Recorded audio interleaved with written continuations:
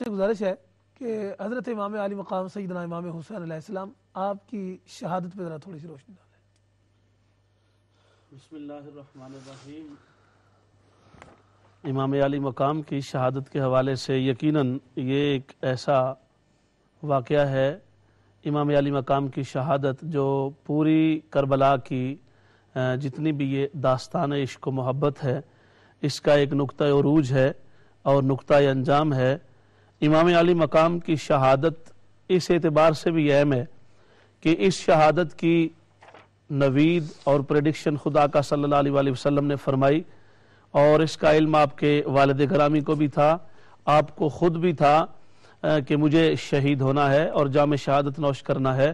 اور پھر یہ ہے کہ سارے خانوادہ اہل بیت کے چشم و چراغ کی شہادت کے بعد امام علی مقام کا مقتل میں جانا، مشہد میں جانا اور جا کے جنگ کرنا، یہ بذات خود ایک بڑی اہم بات ہے۔ اس کی وجہ یہ ہے کہ جب پورا خاندان اور خاندان کے ساتھ ساتھ جتنے ماننے والے فالوورز آپ کے وہاں موجود تھے، عشاق محبین اہل بیت، انہوں نے اپنے اپنی باری پر جب جام شہادت نوش کیا، اپنی جان کے نذرانے پیش کر دیے، تو اس وقت امام حسین کا اتنی لمبی داستان شہادت رقم ہوتے ہوئے دیکھ کر اور پھر اس کے بعد میدان جہاد میں جانا، میدان کارزار میں جانا اور جا کر ان سے جنگ کرنا باقاعدہ عملی طور پر، یہ فی نفس ہی خود ایک بہت بڑی کرامت ہے اور نبی پاک کے معجزہ کا فیضان ہے۔ امام حسین کے بارے میں جن لوگوں نے روایت کی ہے کہ آپ میدان میں آئے ہیں اور آپ نے آ کر جام شہادت نوش کیا ہے، تو جس نے ان کی شہادت کو روایت کیا ہے، خود راوی نے یہ کہا کہ میں اس بات پر حیران تھا کہ وہ ہستی 56-57 سال کی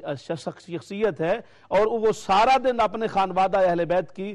وجود مقدسہ اور ان کے جسد اجساد مقدسہ اٹھا کر لاتے رہے شہادت کے بعد شہداء کے، مگر جب وہ خود شہید ہونے کے لیے تشریف لاتے ہیں اور میدان کارزار میں آتے ہیں تو ان کے چہرے پر وہ طمانت، وہ اطمینان کی کیفیت، وہ جرت اور وہ سکون اور اطمینان ہے بائی معنی کہ جیسے ان کے چہرے پر کوئی گھبراہٹ ہے ہی نہیں۔ اور پھر امام علی مقام جب چلے ہیں، صاحب زر اس پر پہلے بھی بات ہوئی، مگر امام علی مقام جب اپنے خانوادہ کو، اپنے خاندان والوں کو، کیمپ والے لوگوں کو آپ نے وصیتیں فرمائی، نصیحتیں فرمائی، ساری بات سمجھائی اور یہ بتایا، امام زین العابدین کو فرمایا کہ یوں لے کے جانا اپنے گھر والوں کو، پاک دامنوں کو، اور ساری یہ کرنے کے بعد جب آپ چلے ہیں اور اس وقت آپ نے حضرت سیدہ سکینہ رضی اللہ تعالی اور اس انداز سے باپ کا رخصت ہونا اور سیدہ سکینہ کا یہ پوچھنا کہ بابا جان میں آپ کے سینے پہ سونے کی عادی ہوں، اگر آپ مجھے پتا ہے ادھر عباس گیا ہے وہ بھی پلٹ کے واپس نہیں آیا، نانا کی بارگاہ میں پہنچ گیا، علی اصغر گیا وہ بھی پلٹ کے واپس نہیں آیا، نانا کی بارگاہ میں پہنچ گیا، علی اکبر گیا وہ بھی پلٹ کے واپس نہیں آیا، نانا کی بارگاہ میں پہنچ گیا، حتیٰ کہ جتنے بھی شہداء پہلے آپ سے گئے وہ پلٹ کے واپس نہیں آئے۔ مجھے اتنا تو اندازہ ہو گیا ہے کہ بابا جان اب آپ سے ہماری ملاقات حوض کوثر پر ہی ہوگی، مگر اتنی بات مجھے بتائیں کہ مجھے جب آپ کی یاد آئے گی، جب آپ کی یاد تڑپائے گی تو میں کیا کروں گی؟ فرمایا سکینہ تیرے لیے میں یہی کہہ کے جا رہا ہوں کہ تو نے آج کربل کے موقع پر جو صبر کی داستان رقم کرنی ہے، اس صبر کی داستان پر ہی پہلی بات تو یہ ہے کہ پوری کائنات کی بچیاں، عورتیں اور مائیں تیرے صبر کو دیکھ کر وہ اپنے لیے اسوہ حسنہ مقرر کریں گی، ان کے لیے عملی دلیل ہوگی۔ اور پھر دوسری بات یہ ہے کہ میرے لیے جو دعا کرے گی تو اللہ تجھے صبر بھی عطا کرے گا، حوصلہ بھی عطا کرے گا، اور کل نانا کی بارگاہ میں تیری دعائیں میرے لیے کامیابی کا ثبوت بھی بنے گی۔ جاتے ہیں، مقتل میں پہنچتے ہیں اور وہاں جا کے امام علی مقام نے جو خطبہ دیا ہے اس خطبے کو سن کر لوگوں کے دل دہل گئے۔ آپ نے فرمایا سنو میں کون ہوں، اپنا تعارف کروایا، میں علی کا بیٹا ہوں، محمد پاک کا نواسا ہوں، فاطمہ کی بارگاہ سے میں نے تاثیر پائی ہے، حضور فاطمہ الزہرا رضی اللہ تعالی عنہا کی گود میں نے پرورش پائی ہے، میں تمہارے نبی کا ایک نواسا روئے زمین پر ہوں، اور سنو میرے علاوہ اس وقت دنیا میں کوئی ایسا نہیں ہے جسے نبی نے اپنے کندھوں پہ سواری کرائی ہو، جسے نبی نے اپنے سینے پر کھلایا ہو، جسے تمہارے نبی نے اپنی زبان چسوائی ہو۔ اتنے بڑے کرم اور اتنی بڑی نسبتیں ہیں میرے پاس، اور تم میرے خون سے اپنے ہاتھوں کو رنگین نہ کرو، اور رنگین کر کے میرے خون سے اپنے ہاتھ رنگنے کے بعد اپنی ہلاکت کا سامان پیدا نہ کرو۔ میں تم پہ اتمام حجت کر رہا ہوں، یہ بات جب سنی پورے عمر بن سعد کے لشکر پہ سراسیمگی کی کیفیت طاری ہو گئی اور انہوں نے کہا، وہ سارے لوگ سوچ میں پڑ گئے. اس پر شمر نے کہا، عمر بن سعد امام کا خطبہ پورا نہ ہونے دو، اگر امام کی سپیچ مکمل ہو گئی تو شاید یہ ہمارے سارے سپاہی تتر بتر ہو جائیں گے اور یہ اس کے ساتھ نہ مل جائیں. شور و غوغا مچا دیا، شور مچا دیا، شور و غل کر دیا. امام حسین کی تقریر، خطاب، گفتگو اور خطبہ، اس کے اندر انہوں نے پریشانی کی کیفیت پیدا کر کے، اور ساتھ ہی عمر بن سعد یہ بولا کہ تجھے اپنے چچا زاد رشتہ دار یعنی یزید کی طرف اشارہ تھا، اس کے پاس جا کر چل کر ہاتھ میں ہاتھ دینے میں کیا امر مانے ہے؟ آپ نے فرمایا مجھے ہاتھ پر ہاتھ دینے میں امر یہ مانے ہے، یزید ایک برائی کا بت ہے، بدی کا استعارہ ہے، وہ فاحشات اور منکرات کا دل دادا ہو چکا ہے، میرے نانا کے دین کی عظمت کو بدلنا چاہتا ہے، نظام محمدی اور نظام مصطفی کو تبدیل کر کے وہ اپنی من مانی کی ریاست کا نام خلافت رکھنا چاہتا ہے، وہ اپنی انا کا نام محمد پاک کی شریعت رکھنا چاہتا ہے، وہ اپنی خواہشات کی تکمیل کا نام دین کے تقاضے رکھنا چاہتا ہے. اور یہ برا نظام، یہ فاسد نظام، یہ استحصالی نظام، یہ جابرانہ نظام، اس نظام کو میں ہرگز جب تک میرے دم میں ظاہری طور پہ دم ہے میں ایسے شخص کے ہاتھ میں کبھی بیعت نہیں کر سکتا.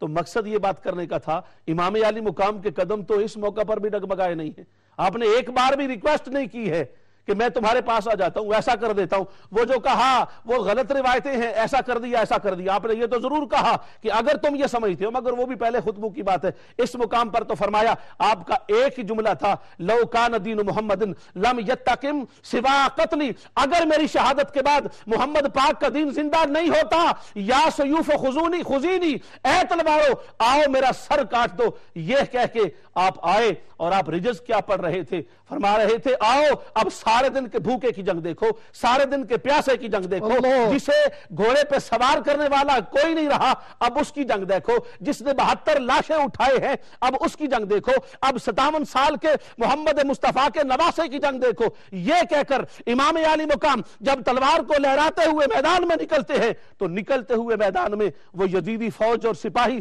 آگے آگے دوڑتی بھاگتی چلی جاتی ہے، کسی میں ہمت اور جرت نہیں ہے آگے بڑھ کر امام علی مقام کا مقابلہ کرے. اور پھر ایک شرطوں میں یہ بھی شرط تھی، فرمایا اگر تم اپنے آپ کو مرد میدان سمجھتے ہو، اپنے آپ کو میدان حرب اور قوانین حرب کا ماہر اور واقف دان سمجھتے ہو تو پھر ایک ایک میرے ساتھ مقابلہ کرتے آؤ، اور ایک ایک مقابلہ کرو گے پھر پتا چلے گا کہ کس کی تلوار میں یلغار ہوتی ہے. ایک ایک آئے سارے، پر حسین کی بارگاہ میں ایک کوئی کیسے سما سکتا تھا، کیسے ٹک سکتا تھا؟ حسین جدھر کو گئے سر قلم ہوتا چلا گیا. بالآخر یک بارگی حملہ ہوا، اور یک بارگی حملہ میں بھی جدھر امام حسین تشریف لے جاتے وہ آگے لا کے بھاگتے تھے، بھاگتے جاتے تھے، اور امام حسین کی تلوار کاٹتی چلی جا رہی تھی، کاٹتی چلی جا رہی تھی. اور بالآخر ان لوگوں نے تاک میں بیٹھ کر ایک شخص نے آپ کو ایک قول کے مطابق خولی نے ایک ایسا تیر مارا جو آپ کی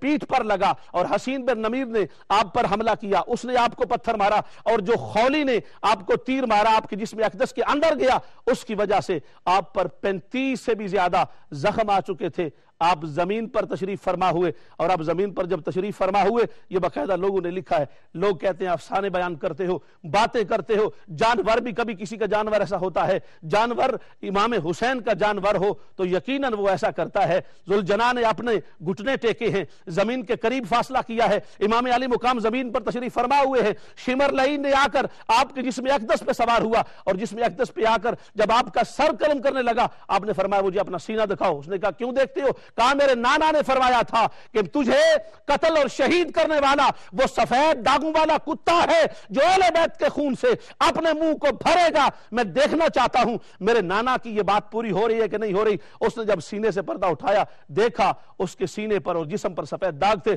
فرمایا اتر جا، میری شہادت کا وقت ہے، مجھے آخری بار اپنے مولا کی بارگاہ میں سجدہ ادا کر لینے دے. دوستان محترم، سجدے ہر کوئی کرتا ہے، مسجد کا سجدہ، محراب کا سجدہ، ممبر کے سائے کا سجدہ، ٹھنڈی چھاؤں کا سجدہ، الوار کا سجدہ، بازار کا سجدہ، گلی کا سجدہ، ہر سجدہ ہے. پر قربان جائے حسین، پھر ایک ولی کا سجدہ ہے، قطب کا سجدہ ہے، غوث کا سجدہ ہے، مجدد کا سجدہ ہے، مجتہد کا سجدہ ہے. بڑے بڑے سجدے، ہر ایک کے غوث، ہر ایک کے علم، ہر ایک کے خلوص کی بنیاد پر سجدے کا ایک اپنا مقام ہے. مگر رب کعبہ کی قسم جو سجدہ امام علی مقام نے شہادت کے موقع پر کربلا کی سر زمین پر کیا ہے وہ سجدہ سجدہ ایسا تھا کہ جسم زخموں سے چور چور ہے، انگ انگ سے خون کی ندیاں بہ رہی ہیں، اور سارا جسم حسین سخیدہ تے تیرا نال پروتا، پر پھر بھی سید ریت تتی تے نیت نماز کھلوتا۔ امام حسین نے اس حال میں بھی سجدہ کو ترک نہیں کیا، اور آپ سجدے کے عالم میں تھے تو آپ کے سر کاٹا گیا، اور سر کاٹ کے پھر اس کے اوپر آپ کے جسم مقدس پر گھوڑے دوڑائے، ان ظالموں نے ظلم و ستم کی انتہا کر دی، اور پھر اس سر کو جب رکھا گیا نیزے کی نوک پر تو اس سر سے پھر بھی قرآن کی تلاوت ہو رہی تھی۔ گویا حسین نے شہادت پا کے بتایا یہ ہے کہ حسین نے کٹوا کر اپنا آپ، اپنے جسم کو چھلنی کروا کر بھی مولا کی رضا پہ راضی رہے ہیں۔ زبان پر شکوہ نہیں آیا، سب کچھ لٹا دیا ہے مگر نانا کے دین کو لٹنے نہیں دیا۔